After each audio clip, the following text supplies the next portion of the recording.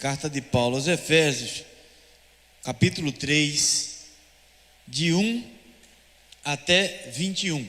Portanto, temos aí aproximadamente 20 versículos e nós vamos ler todo o texto e você pode acompanhar na sua Bíblia, no seu celular, ou você pode aí acompanhar também na mídia, né? Não sei se vai dar para colocar ali, mas se não, você acompanha no seu celular. E nós vamos ler esse texto para que possamos fazer aqui nesta noite um estudo de continuidade ao estudo que nós estamos fazendo na carta de Paulo aos Efésios, né? Vamos ler então capítulo 3, de 1 até 21. Diz assim a palavra do Senhor: Por esta causa eu, Paulo, sou prisioneiro de Jesus Cristo por vós, os gentios, se é que tendes ouvidos a dispensação da graça de Deus, que para convosco me foi dada, como me foi este ministério manifesto pela revelação, como acima em pouco vos escrevi, pelo que quando lede depois perceber a minha compreensão do mistério de Cristo, o qual noutros séculos não foi manifesto aos filhos dos homens, como agora tem sido revelado pelo Espírito, com letra maiúscula, portanto, se referindo ao Espírito do Senhor, aos seus santos apóstolos e profetas, a saber que os gentios são co-herdeiros e de um mesmo corpo e participantes da promessa em Cristo pelo Evangelho, do qual fui feito ministro pelo dom da graça de Deus que me foi dada segundo a operação do seu poder a mim, o mínimo de todos os santos. Me foi dada esta graça de anunciar entre os gentios, por meio do Evangelho, as riquezas incompreensíveis de Cristo e demonstrar a todos qual seja a dispensação do mistério que desde os séculos esteve oculto em Deus que tudo criou, para que agora, pela igreja, a multiforme sabedoria de Deus seja conhecida dos principados e profetas e potestades, dos principados e potestades nos céus. Vamos ler essa primeira parte e logo em seguida leremos a segunda parte e posteriormente já estaremos comentando de acordo que vamos lendo. Pois bem, meus irmãos, por esta causa, diz Paulo, eu, Paulo, sou prisioneiro de Jesus Cristo por vós, os gentios. Eu imagino que seja do conhecimento dos irmãos que, a princípio, o conhecimento a respeito de Deus, a respeito da sua palavra, a salvação, os livramentos do Senhor, havia um povo que achava que era só para ele, no caso, os judeus. Inclusive, alguns equívocos, o povo judeu, por serem descendência de Abraão, né? Eles eram tanto quanto eram orgulhosos, e imaginavam que o livramento e o cuidado de Deus era principalmente para eles, né? E havia aí um sentimento aí de superioridade, né? Para os irmãos entenderem por que Paulo estava dizendo isso, porque o próprio Paulo, além de ser cidadão romano, ele era também judeu, né? E ele seguia a lei rigorosamente. Ele era um judeu considerado ortodoxo, né? Antes de se converter ao Evangelho. E aí existiam os judeus e existiam os gentios. Os gentios eram uma classe, para os irmãos compreenderem ao que o texto está se referindo. Uma classe que era tida assim, diferenciada, né? Era tido como uma classe inferior, não que fosse, né, segundo os olhos de Deus, mas segundo os olhos humanos, era tido como uma classe inferior, e eles eram tratados assim, como hoje nós vemos algumas pessoas de classe social, ou até com algumas ideologias, né, achando-se melhores do que os outros, né? E o problema está exatamente com quem se acha melhor, não com quem é achado inferior. Então, de fato, nós somos, perante Deus, somos todos iguais, né? Perante Deus, ainda bem que é assim. Então, o apóstolo Paulo estava dizendo para aqueles judeus daquela época, e dizendo até para os gentios, que Deus, Ele não faz acepção de pessoas, e está muito claro isso ali no livro de Tiago. Tiago fala que nós não devemos fazer acepção de pessoas. Era costume chegar na sinagoga uma autoridade, e o líder, a pessoa que estava dirigindo aos trabalhos na sinagoga, chamar para os primeiros lugares, não é? Aqueles que eram considerados autoridades, né? Então havia tudo isso ali, e Tiago diz assim: olha, que não devemos fazer a acepção de pessoas. E Paulo estava aqui na carta aos Efésios, tratando com este problema que é inclusive social, né? E Paulo estava trazendo uma novidade através do Evangelho de Jesus. Paulo estava dizendo: escuta, vocês que pensam, e eu também pensava, que o Evangelho era só para nós, os judeus, mas esse texto do apóstolo Paulo diz assim: olha, eu me tornei prisioneiro, e é por isso que em Romanos, no capítulo 1, verso 16, diz: não me envergonho, o mesmo Paulo, do Evangelho, porque é o poder de Deus para a salvação, o poder de Deus para a salvação de todos aqueles que crerem. E aí ele diz primeiro do judeu, entenderam agora? E depois do grego, né? Ele quer dizer assim, primeiro do judeu e depois dos outros, né? Ainda havia um pensamento, né, de superioridade, mas o Evangelho é para todos, amém, meus irmãos? Estamos diante de um Evangelho que é um Evangelho inclusivo, ele não é exclusivo, ele é inclusivo. Que coisa maravilhosa, que não exclui ninguém, que não faz acepção de pessoas. E é por isso que Paulo está dizendo aqui na carta aos Efésios isso aí. E depois ele fala sobre ele mesmo, quando ele diz assim: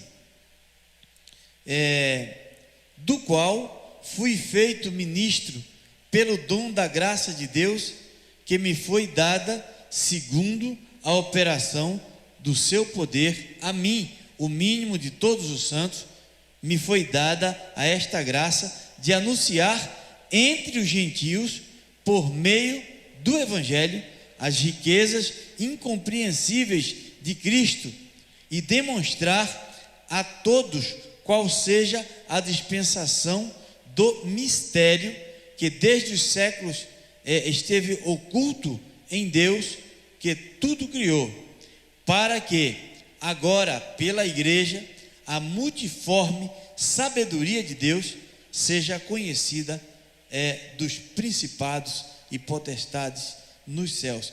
Irmãos, esse trecho, para que agora, através de quê? Da igreja. Quem é a igreja? A igreja é você. E nós temos essa responsabilidade que inclusive os anjos gostariam de ter, Nós temos esta responsabilidade e este privilégio. E ele diz assim: pela multiforme sabedoria de Deus. E quando ele fala dessa multiforme, irmãos, ele está falando da criatividade de Deus. E ninguém pode colocar Deus numa caixinha e dizer: Deus só age desta maneira, Deus só age através de determinada igreja. É muito pretensioso nós vermos algumas propagandas de igreja dizendo assim: a mão de Deus está aqui, como se só tivesse ali. O poder de Deus está aqui. Aqui Deus opera maravilhas. Ninguém pode pressupor um absurdo deste, porque Deus, ele age através de quem ele quer, da maneira que ele quer e na hora que ele bem desejar. É maravilhoso isso. A multiforme, as muitas formas. Deixa eu trazer para os irmãos aqui uma coisa da qual eu me recordo, e é um testemunho pessoal. Eu ainda não era cristão, já contei aqui essa maneira que Deus usou para me resgatar da vida que eu vivia longe de Deus, sem nenhum interesse de agradar a Deus e sem nenhuma responsabilidade espiritual. Andava pelos desejos da minha carne, obedecendo ao que o meu coração, que é enganoso e demasiadamente corrupto, pedia, né? E a gente ia obedecendo, né? Dando lugar à carne plenamente. E aconteceu comigo o seguinte, que eu ainda, na minha incredulidade, eu conheci uma pessoa e eu não entendia isso, mas essa pessoa era desviada do Evangelho. Veja como Deus faz as coisas.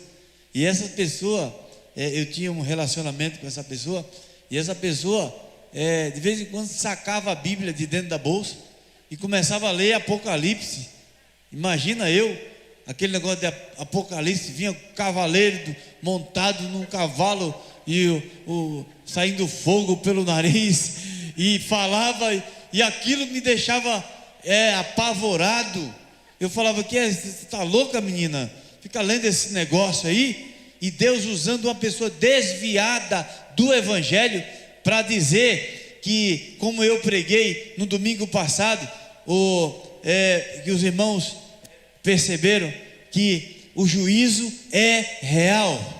Amém, meus irmãos? O juízo não é uma história da carochinha.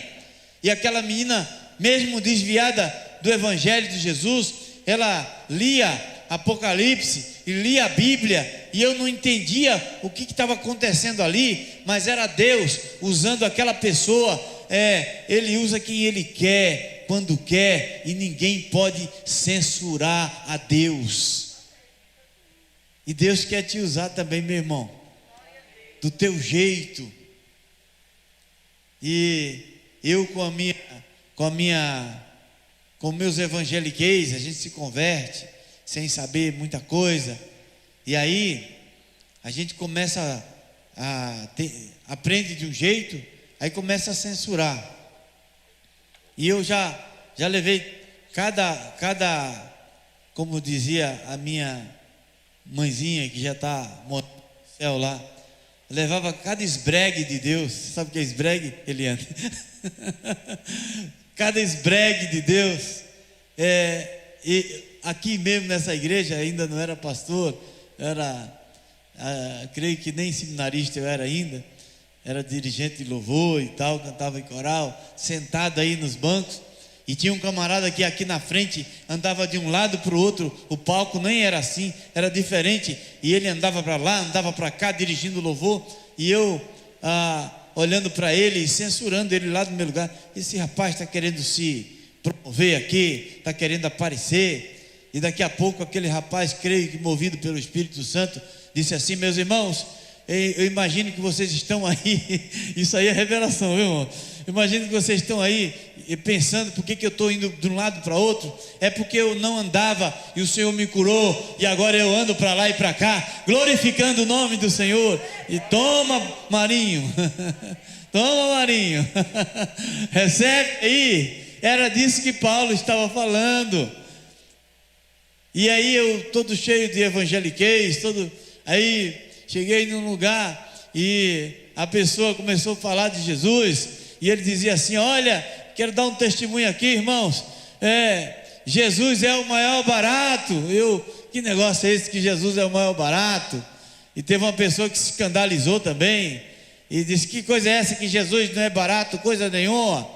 Mas é o jeito que aquela pessoa comunicava Jesus, porque se você for olhar no dicionário o que é barato, você vai ter várias, né, afirmações, mas na gíria, barato significa é uma coisa legal, é uma coisa boa. E aí quem usa aquela linguagem vai entender a respeito de Jesus. Mas a gente, irmãos, até hoje tem muito judeu aí achando que o evangelho é só para ele, que ora daquele jeito, que cultua Deus daquele jeito. E Deus, pela misericórdia de Deus, Deus continua fazendo a sua obra por intermédio de muitos povos. Eu me recordo na época que bateria era um instrumento que eu não sei quem foi que deu para o diabo, porque não é do diabo, é de Deus, é para o louvor do Senhor, não é? Amém, meus irmãos? Mas teve uma época que os cristãos deram bateria para o inimigo, não é? Hoje, graças a Deus, é tudo para o louvor do Senhor. E as igrejas eram amarradas, eram ali, tinha aquele jeito, não entendia a multiforma de Deus, não é? Não entendiam a forma diversa que Deus deixou a igreja.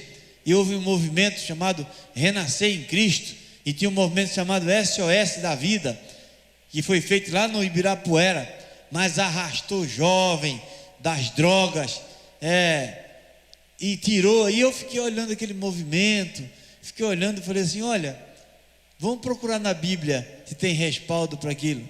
Aí eu achei um texto que chegaram para Jesus e falaram: mestre, estão pregando no teu nome, estão fazendo milagres no teu nome, estão ali evangelizando também. Aí Jesus respondeu: aqueles que não são contra mim são em meu favor. E uma vez também Paulo falou assim: olha, seja por inveja, seja pelo que for, se estão pregando o evangelho, deixa pregar. Aí disseram assim: olha, quer que arranque o joio do meio do trigo? Não arranca não, deixa que o trigo é muito parecido com o joio, deixa crescer junto, depois a gente faz a divisão. Olha o cuidado de Deus, olha a multiforma de sabedoria de Deus. E aí a gente fica limitado. Às vezes, meus irmãos, Deus quer usar cada um do seu jeito, lá nas suas atividades, no seu trabalho. E olha, Deus, Ele tem usado as pessoas, e ainda bem que Ele tem usado, porque cada um de nós foi alcançado por o fio da meada do nosso entendimento foi encontrado pelo Espírito Santo, por alguma coisinha que alguém fez, que alguém falou. Tem gente que nem falou nada, só passava na frente da casa daquela pessoa com a Bíblia debaixo do braço, aí a pessoa ficava olhando. Quantos irmãos aqui? Eu mesmo fui um que eu ficava olhando e falava assim: tem alguma coisa diferente com esses jovens dessas igrejas. As moças eram tudo bem arrumadinhas, sabe? Andavam direitinho, ia para a igreja. Eu falava: nossa, tem até umas moças bonitas nessas igrejas, né? Eu sem vergonha olhando só para as moças, né?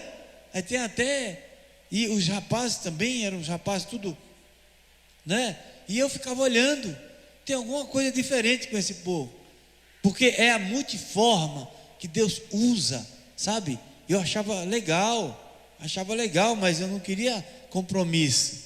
Eu sabia que dentro desse livro tinha verdades que eu ia ter que encarar, e aí eu simplesmente evitava, eu não lia, eu não abria ele.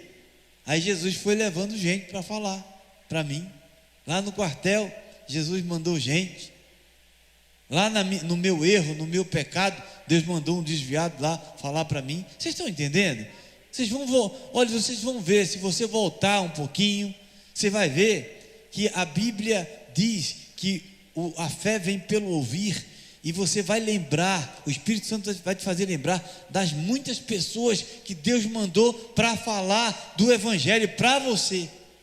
Você vai lembrar, e você pode dar glória a Deus por essas vidas preciosas que Deus continua ouvindo. Irmãos, não queira pôr Deus numa caixinha de sapato. Você prega de um jeito, não ignore o outro que prega do outro jeito, não saindo do contexto bíblico, viu?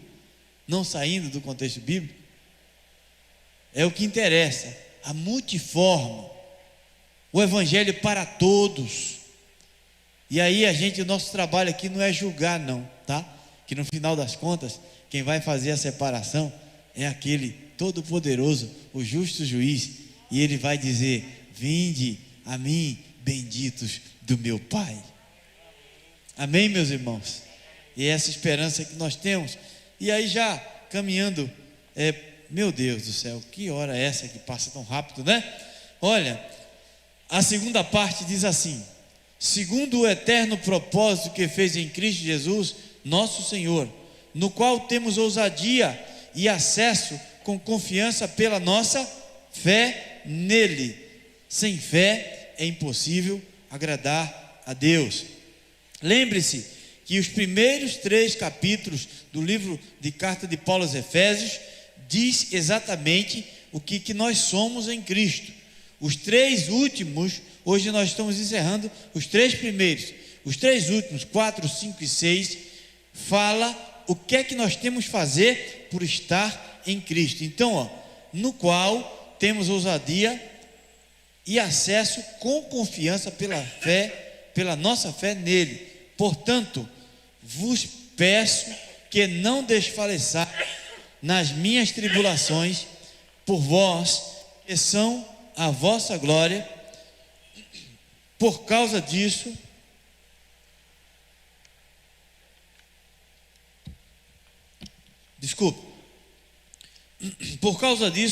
me ponho de joelhos perante o Pai de nosso Senhor Jesus Cristo, do qual toda a família nos céus e na terra toma o seu nome. Meus irmãos, deixa eu fazer uma pausazinha aqui. Toda a família nos céus e na terra. Você tem família no céu. Já parou para pensar nisso? Você tem parentesco celestial. Por isso que a Bíblia diz, preste bem atenção, aprenda com esse texto: o que for ligado aqui na terra será ligado nos. Você está entendendo que você tem satisfação para dar aos céus? Você está entendendo que nós temos uma ligação com o que é celestial? Você está entendendo que não é só essa vida aqui? Você está entendendo que não é só os objetivos aqui? E ele diz assim: olha, do qual toda a família nos céus e na terra. Se fosse só aqui, meus irmãos, aí era fraquinho, aí era complicado. Mas existe uma ligação com o celestial, e esta ligação é através do selo da nossa salvação, que é o Espírito Santo em nós, esperança da glória, terceira pessoa da Trindade, Pai, Filho e Espírito Santo. Amém, meus irmãos? Amém? Prosseguindo, já caminhando para o encerramento, para que, segundo as riquezas da sua glória, vos conceda que sejais corroborados com poder pelo seu Espírito no homem interior, para que Cristo habite pela fé no vosso coração, a fim de, estando arraigados e fundados em amor, poderdes perfeitamente compreender com todos os santos qual seja a largura, o comprimento, a altura e a profundidade. Irmãos, esse texto faz cair por terra toda a superficialidade que porventura nós estejamos vivendo em Deus. Ele fala das medidas que os arquitetos usam muito. Ele fala de altura, ele fala de profundidade, ele fala de coisas que vão além da superficialidade. Meus irmãos, este evangelho nos desafia, nos chama a vivermos algo de poder, de profundidade, de comunhão com Deus. Amém, meus irmãos? Toda a superficialidade. Sabe o que acontece? Às vezes eu, como pastor, e você também deve ouvir, fala assim: escuta, eu sou muito fraco, eu sou fraquinho. Isso é verdade, todos nós somos fracos, mas a Bíblia diz: o que está em nós é maior e mais poderoso do que o que está fora de nós. Por isso a Bíblia diz: podemos todas as coisas naquele que nos fortalece. É tremendo, né, meus irmãos? Essa carta de Paulo aos Efésios. A altura, a profundidade, está nos chamando para uma relação com o Altíssimo, de profundidade. Nada de superficialidade. É tempo de sairmos das bordas. Sabe aquele camarada que não sabe nadar? Fica segurando na borda da piscina, ele fica rodeando. Você está se identificando aí? Eu também. Eu gosto muito daquela borda, porque ali eu não afundo. Entendeu? Mas o nosso Deus, Ele nos chama a dar braçadas espirituais. E é com Ele, viu, irmãos? Se Ele falar assim, vai, vai. Porque Ele diz assim, olha: se passares pelas águas, elas não te submergirão. E aí se Ele chama para que nós possamos nos aprofundar. Como é isso, pastor? É estudar a Bíblia. E eu vou dizer para você, olha, durante a semana você lê quantas vezes em casa a Bíblia? Não me responda. Durante a semana, para pensar, porque eu vou te dizer uma coisa: no primeiro obstáculo espiritual que você encontrar, você vai tombar, porque a nossa fortaleza está no conhecimento disso aqui. Como entenderão se não há quem pregue? Como vão praticar se não conhecem? Como é que vai praticar? E aí a gente percebe, irmãos,